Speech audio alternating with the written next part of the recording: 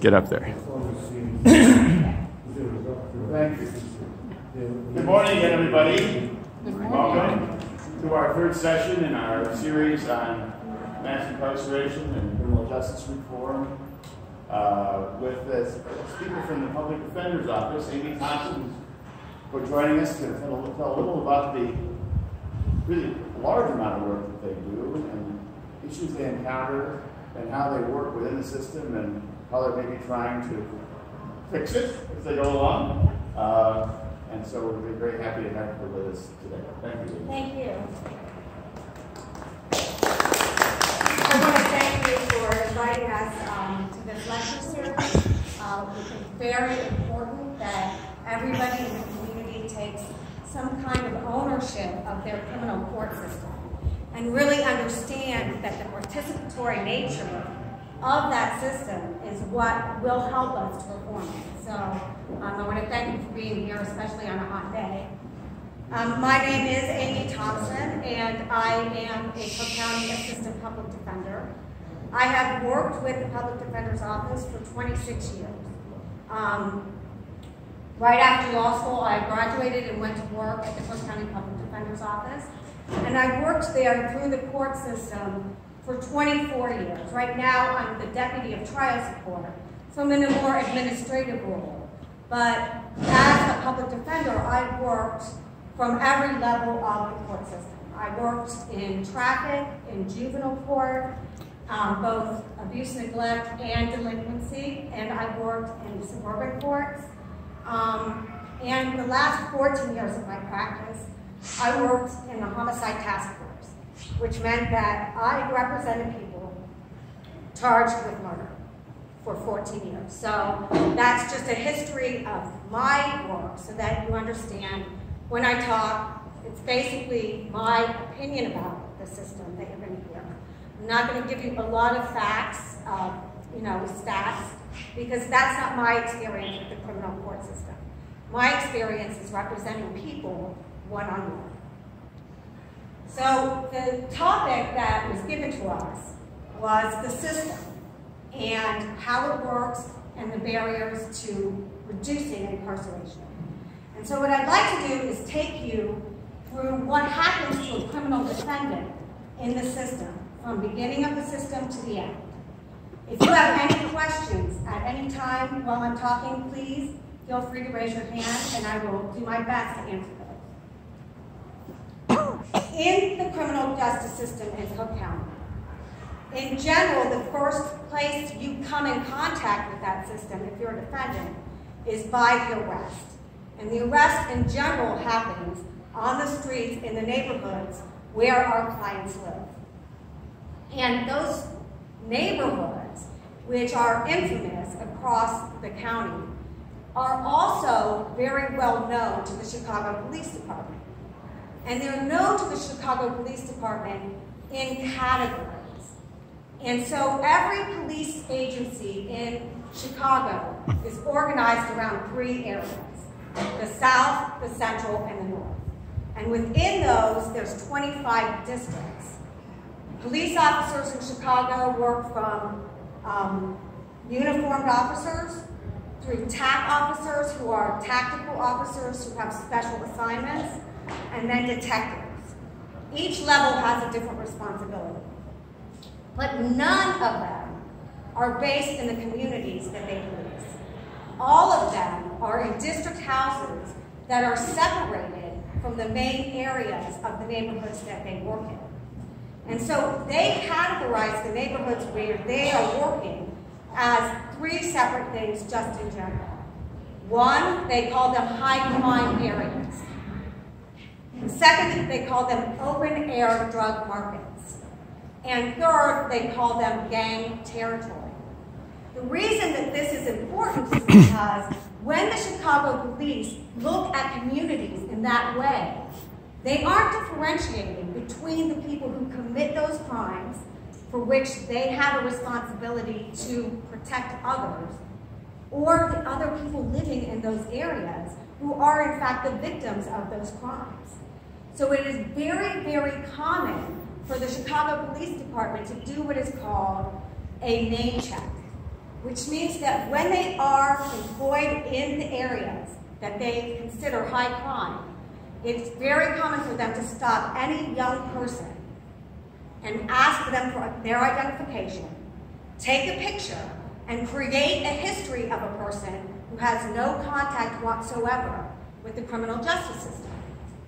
But because this is a common behavioral tactic of the police, it's very easy to understand why the people that live in those neighborhoods don't have a lot of trust with the police department. They are constantly surveyed. And because of that, and because the relationship is one of surveillance and protection rather than of community and sharing, it creates a constant conflict that isn't necessarily the result of just policing. It's the way that we police. There are a lot of efforts across the country to get community policing into the areas. And what that means is, if the police are involved in the community, if they know the people in the neighborhood, if they know the woman that's on the street who's part of the crime watch by name, and if they know the relationship that the young people have to her, then they can help to support the good things in the neighborhood. They can know the people instead of just a name and a picture, and they can recognize the good potential that a lot of the people in these neighborhoods have. But because they are of a mindset, and I am not criticizing each individual police officer, I think that they take their jobs very seriously to protect people, and that they are in an area of work that creates a very hostile circumstance where they feel a threat. But that would also be solved by some community policing, by actually placing police in the neighborhoods in which they work, and have them have some responsibility to get to know the people that they police on a real level, rather than just by name, address, and picture. So after the arrest, it's very common for somebody to be taken into a police district. And when they're taken into the police district, there are categories that the police put people in. It can be an on-view arrest, which means I see the police and the police see some behavior that they think is criminal. For instance, what they assume is a hand-to-hand drug transaction. Yes? I'm sorry. What is the legal basis that entitles a policeman in the neighborhood to take my picture if they think I'm... Is it just the thought that I'm potentially... There actually is no legal basis for them to do so. However, unless the person knows that they can object, it's considered to be voluntary. And so there's nothing that you can challenge it in court unless there's actually a harm. So I'm 17 years old. Right. And the police come up and I say, you can't do this, it's illegal. What happens? A confrontation? It often can lead to a confrontation, or it can escalate to something called resisting arrest, even though there is no arrest. But what happens is you're completely powerless there, right? So the police can take you in just prospectively. And the only harm that's ever cured is if you are eventually charged. And if you are eventually charged, there's only harm cured if some evidence was discovered from that arrest. So if I took you into the police station, if I let you go even a day later, even if I kept you overnight, your only recourse would be a civil lawsuit, which would be almost impossible for you to file. Okay, because there's literally no proof of what I was acting like on the street and what the police saw. And unless I've got something in my pocket saying stolen from Jewel, with a timestamp on it, there's... That's correct. But I've got this down in my record. I've got suspicion.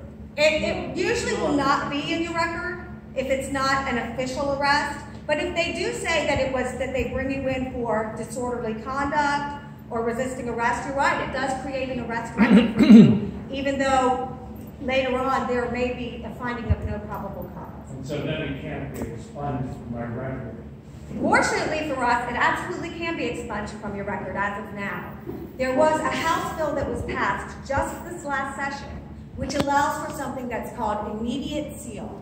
And what that means is, if you appear in the court and your case is dismissed, or there's a finding of not guilty, or there's a discharge, anything short of a conviction, if you have a motion in your hand to file, you can give it to the judge, and the judge has the absolute duty to seal that record so that it is not searchable for job opportunities, for housing, immigration status. But it's the kind of thing that you have to know about right when it happens. 17-year-old, I'm not going to know about. Right. Well, fortunately, because it's such a new thing, and it really is a forward-thinking law that we've needed for some time, there will now be motions right there created by the clerk of the circuit court. All you have to do is fill out your name, the case number, and hand it to the clerk in court. So hopefully, somebody in the courtroom can tell you to do that right then and there. You'll have missed no opportunity. But it's addressing exactly the kind of problem that you see in what the behavior was up until now. I'm just asking about the picture. Is that something that is done on the street with one's phone, or is it done in the police office? It's generally done on the street with a phone. So in other words, they're not taken in, they're just Right. having the picture. And what happens with those pictures is the police create these large books. And when a crime is committed in the neighborhoods in which the contact occurred, they'll go through the book. And they'll have people look through it to identify anybody in there, even though they've never should have had any contact with the police. It's also very suggestive that only people in this neighborhood who have been contacted by the police are likely to have committed these crimes. And so it really limits the pool of people who can be identified when a serious crime happens. My understanding of this is, or concerns, is like the surveillance that they have, like the NSA, it's coming down from the street lights or whatever, you know, and you see how they zoom in on them and they're just tracking people all the time. That's one kind of surveillance that's really scary. The other is that CompStat system or whatever it was that they came in and visited everybody who was going to be a victim of a crime or was going to be a perpetrator of a crime. That seemed to label that list they came up with of these people, and they go and talk to them, which seems like it's going to set them up.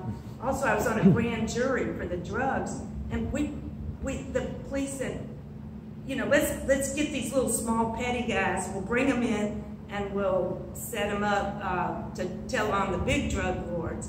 But looking back on it, that whole system, I think, is violating the individual rights. So 3 concerns, I guess. Right, and I'm going to talk about the grand jury system in a little while. Getting back to what happens when you're in police custody. A lot of people are fortunate to never have to have any contact inside a police station. But when most people have contact inside a police station, they're at the front desk. They're talking to the sergeant who's in charge of whatever watch it is. And the watch is just a term for the shift, right? And so that's usually the depth of your contact, unless you've seriously been victimized, in which case they might take you somewhere and speak to you in private. But if you're taken in as an arrestee, it's a completely different system. And they categorize the arrest in 2 different ways. The first is an on-view arrest, something that's quick and something that the police officers saw happen on the street.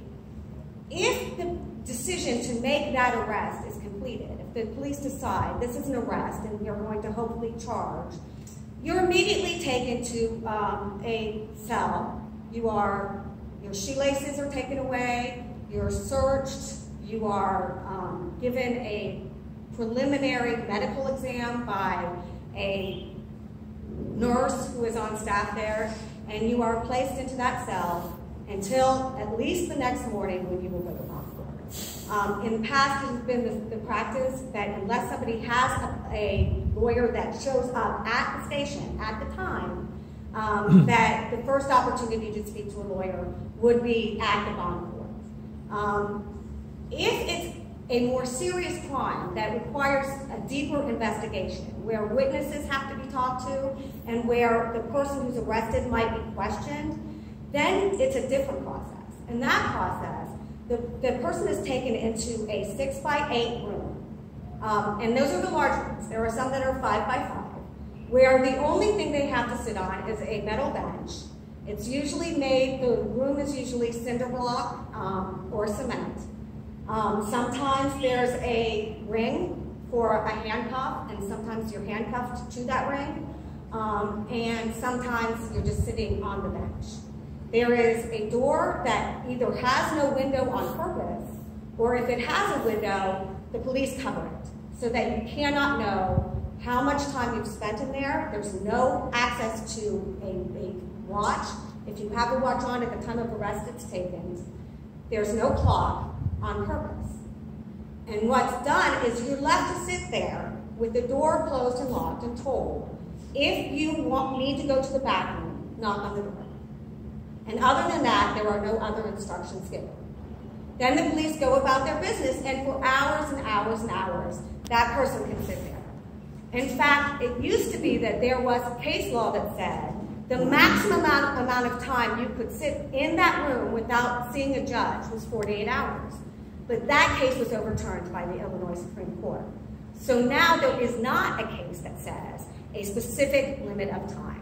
And in a serious case, it is not unusual for somebody who is being interrogated to sit in that room over 60 hours. They get food, they get access to the bathroom, but they don't, generally, we're not told that they could have a phone call. And generally, we're kept segregated from everybody else.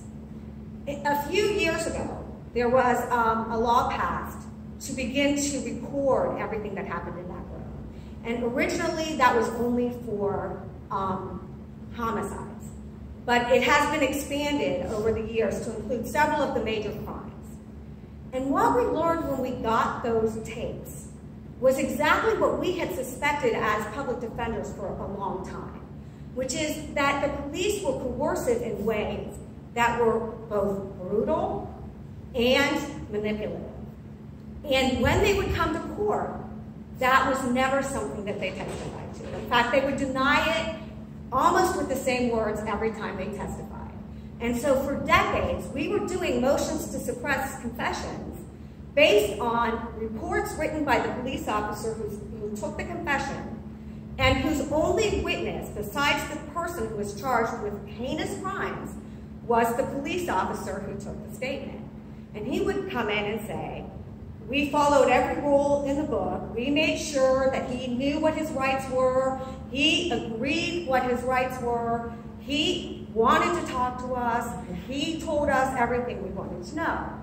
Well, of course, when we got the videos, we found that it was hard for them to change their behavior. And for several years, you could see exactly how brutal and manipulative, including beatings on video that the police knew were being videotaped. But because now it is videotaped, we have a look into what's happening in that cell. And their behavior has been forced to change. And so they have been more forthcoming with their rights. They have been more open to answering the questions of the accused. And because of that, what used to be a court system that worked on major cases, in almost 90% of our cases had confessions. After the ERI, which is the electronic recorded interview, was introduced, that number has dropped to less than 20%. And it's not because people wanted to talk less. It's because we got to see how they were made to talk, and the behavior was forced to change. And so the problem is that there's still people who are there. There's nothing stopping them from staying there for 60 hours with no outside contact and not being able to even see whether it's daylight or night. And so when you're in that kind of a system where the only thing you have is a metal bench, even though sometimes our clients do sleep, it's not obviously restful sleep. It's something where in your mind, even were you completely innocent, you would be going over all of the things you've done, all of the contacts you've had, that make the police believe that you're the person who belongs in that cell. Going back to my 17-year-old, my parents, friends say, we think the police have it. Would my parents be able to come to the station? Now they can, and that's one of the, I brought along some things that I would like all of you to take a few of these. And what these are is, because of a new program that Amy Campanelli, Kim Foxx, Judge Evans, who is the Chief Judge of Cook County, they've all come to an understanding that police station representation is crucial to protect the rights of our clients. Not just under the 5th Amendment, but also under the 6th Amendment of the U.S. Constitution, against their self-incrimination, because they can't possibly, almost none of the people who are arrested by the police have the kind of level of education where you can really expect that they know what the right to remain silent really means. It is natural for somebody without that kind of education to accept that if you don't tell your side of the story, that it's going to look bad for you in front of people who don't know or understand who you are. And so there was a real incentive. And so these are just flyers and cards. And recently, the Chief Judge has ordered that even though the Public Defender Act says that we are only appointed in court, he found that there was such an important interest in the 5th Amendment and 6th Amendment rights of our clients that we can be appointed provisionally to now go to the police station and to represent people who are being questioned. And that is a sea change for us. It is a huge advantage to our clients, because finally they're going to have someone there whose only interest is to make sure that they know what their rights are and how to protect them. And so in every Chicago Police Department, they are posting a poster with a phone number that is a direct contact line to us. And anyone who asks for a lawyer is given that number, and they can now make that phone call, and we will send somebody to represent them at the police station. And because that behavioral change is happening at the police stations in Chicago, it's also Cook County, it's countywide now. We've noticed that the police are more willing to allow family and friends to come into the police station too. I think they feel there's kind of a break of that code of silence and that box mentality, and we hope that it continues. Certainly the police chief has been very, very helpful with this, especially given the Department of Justice report that I'm sure most of you have heard about. Can you comment on the extent to which these problems that you describe at the police station and any actions to address them are also common or at all present in other counties in Illinois, where I suspect, I have reason to believe, the issues are the same? The issues are exactly the same. All counties in Illinois, the ones I'm familiar with are the colored counties, Lake, DuPage, and yeah, they have exactly the same situation. And they do not have this order from their judges supporting police station representation. This is a trend. I think Judge Evans and the Cook County system is ahead of the trend. But I do think that it will be coming. One of the issues that's been brought up to us is that it is another area of work on an already taxed public defender system. We already operate with over 4 times the recommended caseload of the APA. So we already have a caseload that is mostly unmanageable. And this is just an addition to the work we were already doing. So we don't have any new resources to do this. And so it's just, we've just tacked it on just because it's so important to our clients. Do you bring in, like you could bring in community police, people who don't have a law degree, right? That's one thing. I mean, I can't imagine public defenders can do everything, but you could have social workers or investigators that are independent from the police. Right. And unfortunately, right now, we made that suggestion, and because what the law allows is for a legal representative who is a licensed attorney. That's the only thing that they're willing to allow. I'm involved with this Community Police Accountability Council, trying to push for that, CPAC. But also, the two things we're pushing for is the FOP, concern about their undue influence, and also the Lisa Madigan's filed for a consent decree to have the judge enforce this Justice Department recommendations because it's gone the other way. If you can speak to that. Yeah, I mean, if you're aware of Jeff Sessions' statement about the Department of Justice and that they should not implement the Department of Justice recommendations for the Chicago Police Department, I think everyone's aware that that investigation arose out of the Laquan McDonald shooting. And it was not an isolated incident. And so there were systemic changes that the Department of Justice has recommended that are not just good policy because they create a better community and that they are more just, but they are also a safer policy for the police. It puts into safety issues. They have more, it's recommending more training. It's recommending better mental health training so that you can identify when somebody is truly a threat and somebody who just needs help and can't be given help. And there's been so many tragic events that resolve around a misunderstanding by the police about what is threatening them. And if they had the training to fall back on in the field where decisions have to be made very, very quickly, having that training would give them a basis to make those judgments that would prevent them from having to take that kind of action where they felt under threat. So the fact that the FOP is fighting it and the fact that Sessions said that it shouldn't be is so disheartening for everybody. The FOP, if anyone believes that unions are not strong, the only strong union I know is the FOP. And it almost absolutely controls the Chicago Police Department. And so it's hard to break it, but at least there are people with the will to do it, even on the police department now. And so hopefully those changes, and they have committed to making a good number of those changes, even after Sessions said that it would not be forced on them from the Justice Department.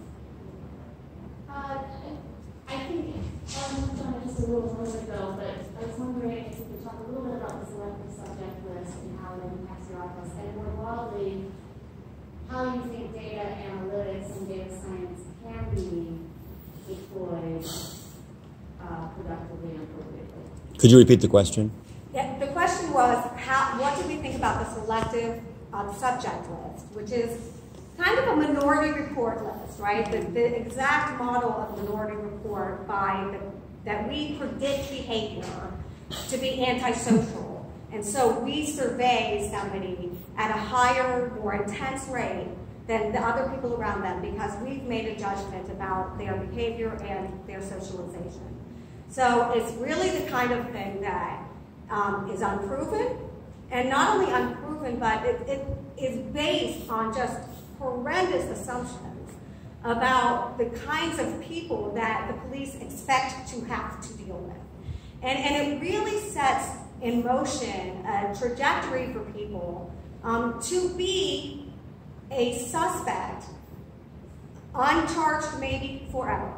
And so, and really there's not a lot of science behind any of it, but there's certainly none in the list that they created. And so reliance on it, while we can test it, it's unfortunately, we have so much to do with the representation day to day that we really look to people like the Appleseed Foundation, all of the people in the police accountability. There's several groups. One of the people in our office, Harold Winston, is in charge of a coalition to work with people who want police accountability. He's really worked with Lori Lightfoot, if you know her. She is in charge of a lot of the efforts to work forward with police accountability. And hopefully COPA will be a good change. And COPA is the new agency. Again, it's about the third recent agency to investigate police misconduct. because each and every agency before unfounded almost every report and reported directly to the FOP. So I guess the second part of my question is how can data analytics be used appropriately in criminal defense and in police monitoring? I work with a group at the University of Chicago that is looking also at how police officers can be identified earlier on for being at risk of perpetrating police brutality, right? So are you working with the invisible? I work with the Urban Labs, and so they are working with invisibility. So the question for me is, where can data analytics be productive and safe to individuals and helpful to society? I haven't looked as deeply as I should to give you a really informed answer on that. But I will tell you that having looked at the Invisibility Project, which is, just to be clear, the Invisibility Project is an agency in and around Chicago that collects all reports of misconduct by the police, keeps a running number of the reports that are made to each police officer, and creates a bank of information that shows behavioral trends in police officers, reports of the same type against these police officers,